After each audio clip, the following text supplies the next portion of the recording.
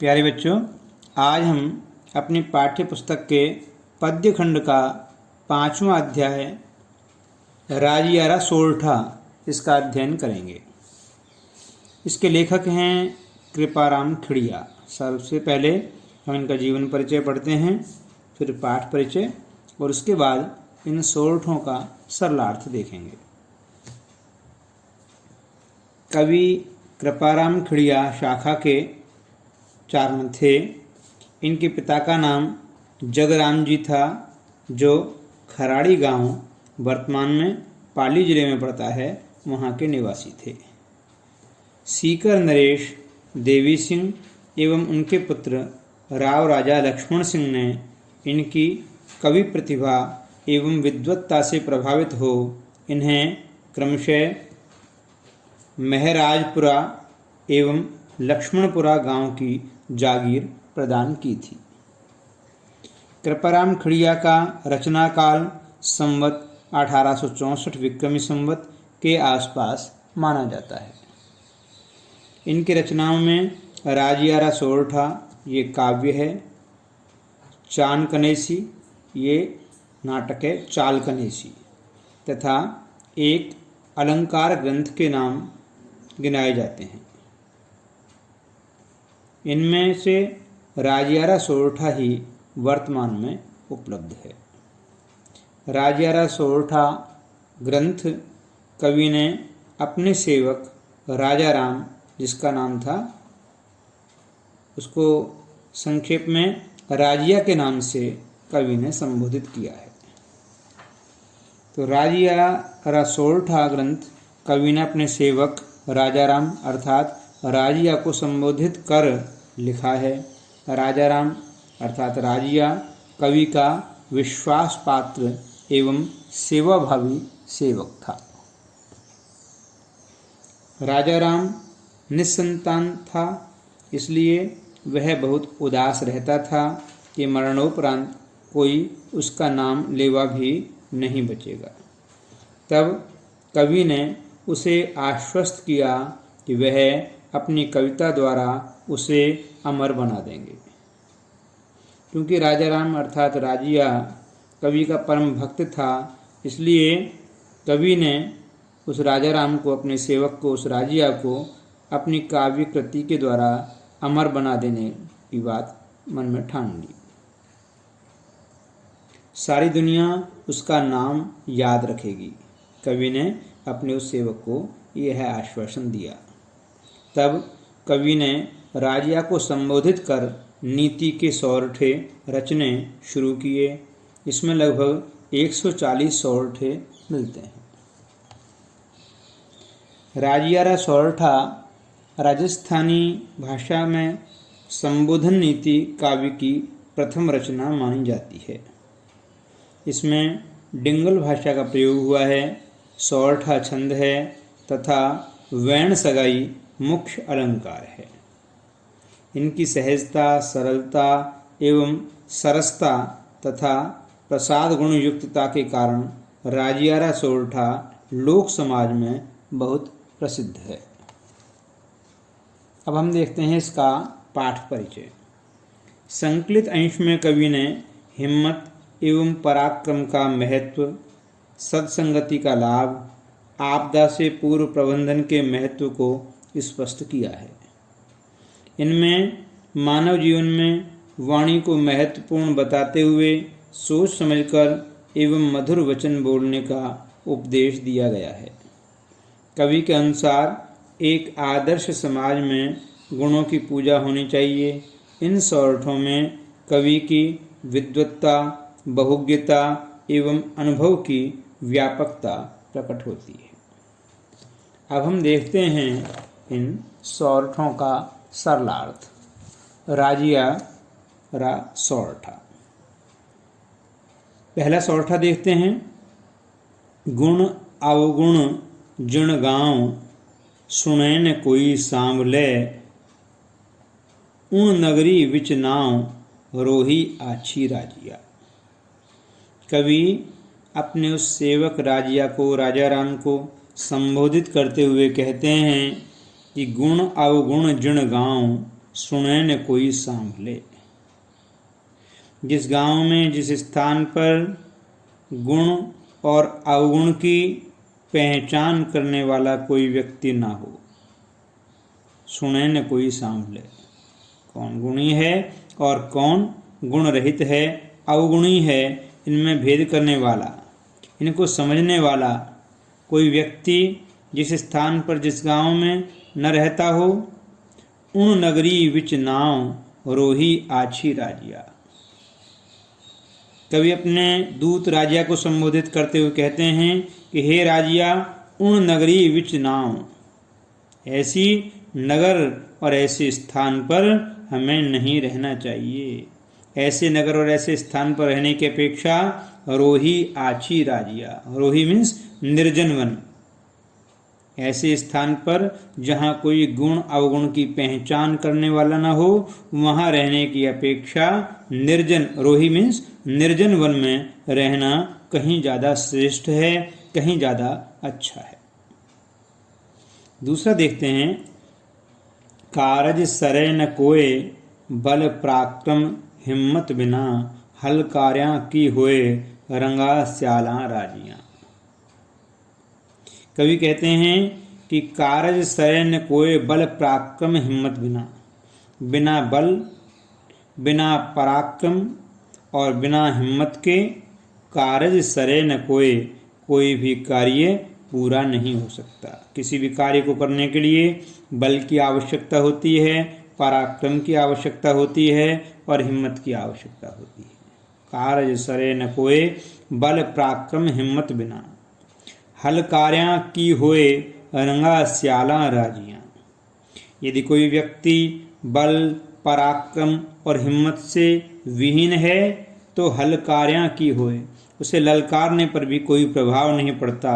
रंगा स्याला राजियां, ऐसा व्यक्ति तो जो बल, पराक्रम और हिम्मत से विहीन होता है, रंगे सियार की तरह से होता है, वो केवल दिखावा करने वाला होता है। उसको भले ही कितना ही चेतावनी क्यों न दे दी जाए, उसे भले ही कितना ही हलकार क्यों न दिया जाए, कितना ही ललकार क्यों न दिया जाए, लेकिन ऐसे व्यक्ति के ऊपर कोई प्रभाव नहीं पड़ता, क्योंकि उसके अंदर न बल है, न पराक्रम है और न हिम्मत है।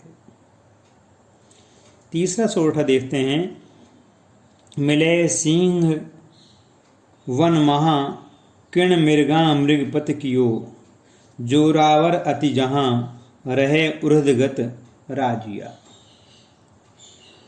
कवि अपने दूत राजिया को, राजा राम को संबोधित करते हुए कह रहे हैं कि मिले सिंह वन महा किण मृगा मृगपत कियो।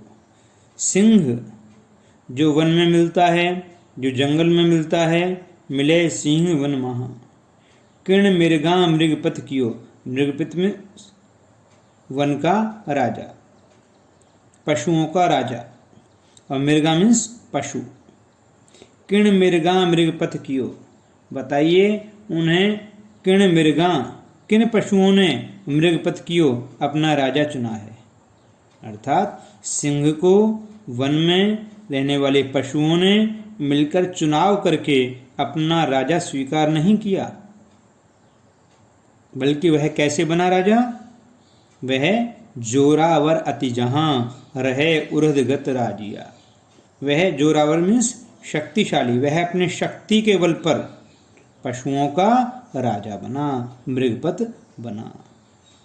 कवि कहते हैं कि हे राजिया, जोरावर अति जहां, जहां पर अत्यंत शक्तिशाली लोग होते हैं, जो बलशाली लोग होते हैं, रहे उर्धगत राजिया, ऐसे लोगों की गति मीन्स आगे चाल कैसी होती है? उर्ध मीन्स ऊपर की ओर।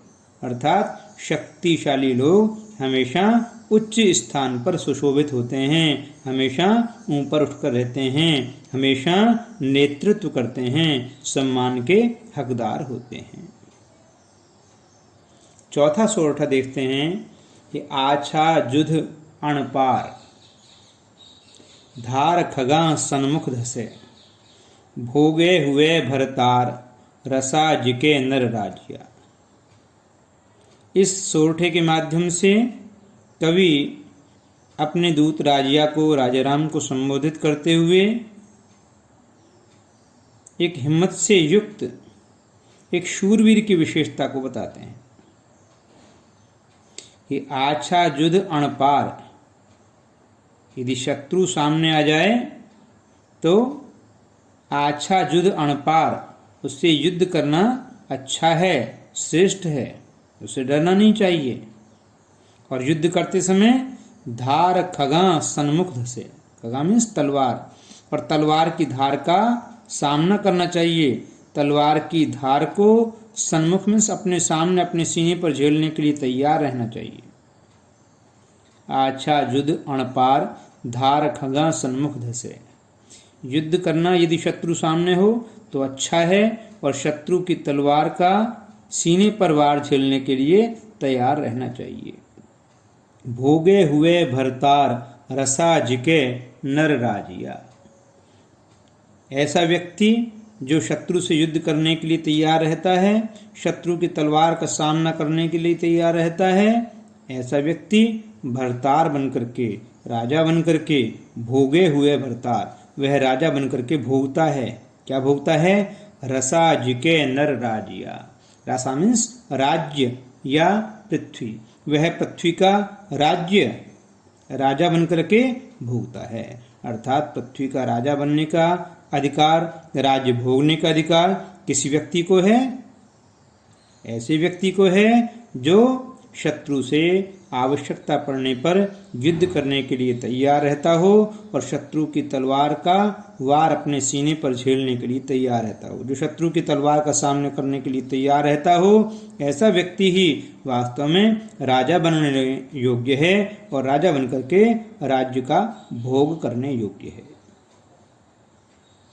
पांचवा सोरठा देखते हैं।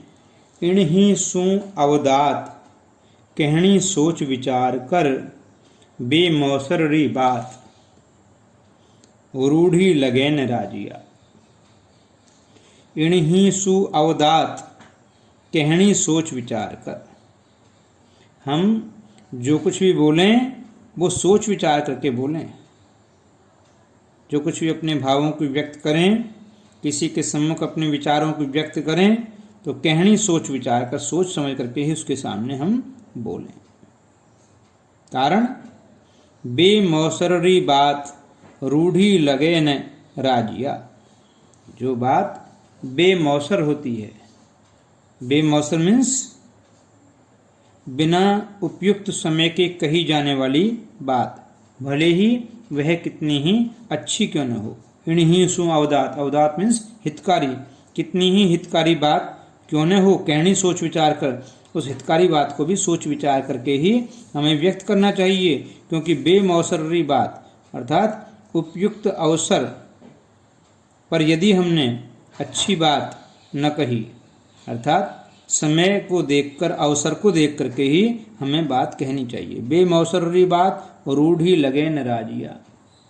रूढ़ी मीन्स अच्छी, जो बिना उपयुक्त अवसर के कही हुई बात है वो कभी अच्छी नहीं लगती। उदाहरण के लिए, यदि कोई व्यक्ति किसी के साथ कोई हादसा हो जाए और वहाँ शोक व्यक्त करने के लिए, सांत्वना देने के लिए जाए और वहाँ किसी प्रकार की कोई हास्यास्पद विषय पर बात करने लग जाए, कोई राजनीतिक विषय पर बात करने लग जाए, तो वह बात अच्छी नहीं लगेगी। क्योंकि वह बात भले ही अच्छी है, भले ही मनोरंजक है, लेकिन बेमौसर बात है, वह उपयुक्त अवसर पर कही जाने वाली बात नहीं है।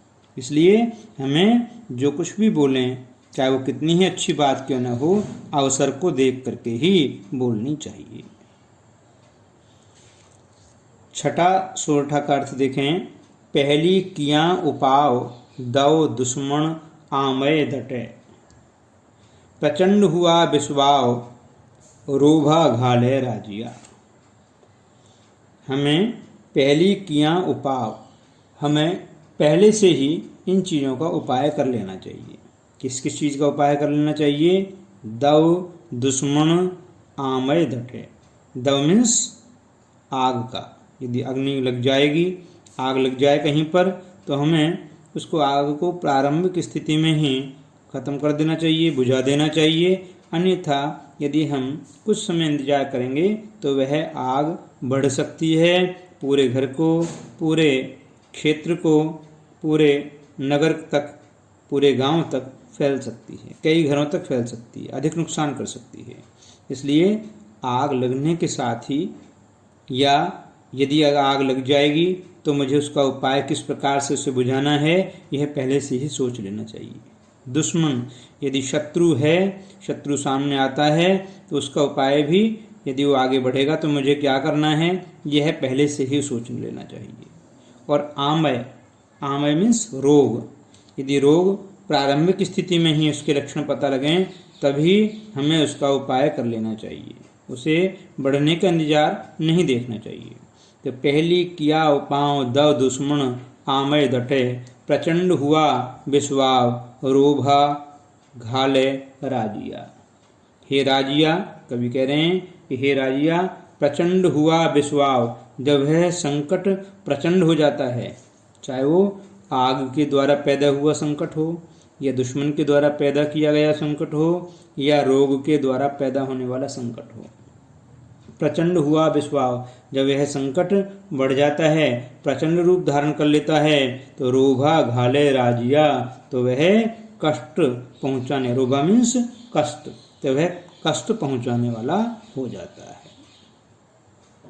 इसका 7वां सोरठा है, हिम्मत कीमत होए बिना हिम्मत कीमत नहीं, करे न आदर कोय रद कागद जूं राजिया।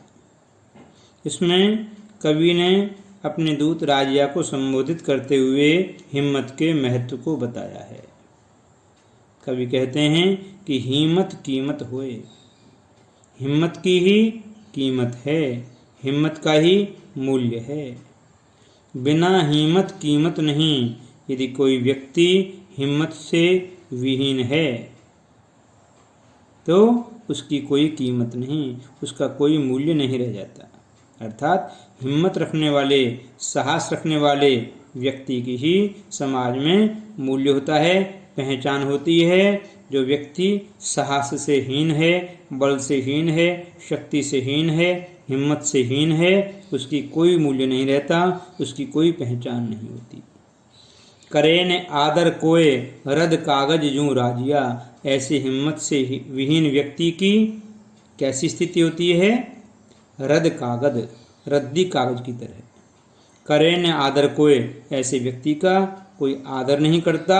रद कागज जूं राजिया, जिस प्रकार से रद्दी कागज व्यर्थ का मान लिया जाता है, बेकार मान करके उसको कूड़े में पटक दिया जाता है, उसी प्रकार से हिम्मत से विहीन व्यक्ति एक रद्दी कागज के समान होता है। समाज में उसकी कोई इज्जत नहीं होती, कोई आदर नहीं होता। शेष 8वें से लेकर 15वें तक के सोरठे मैं आपको अगली टर्न पर समझाऊंगा।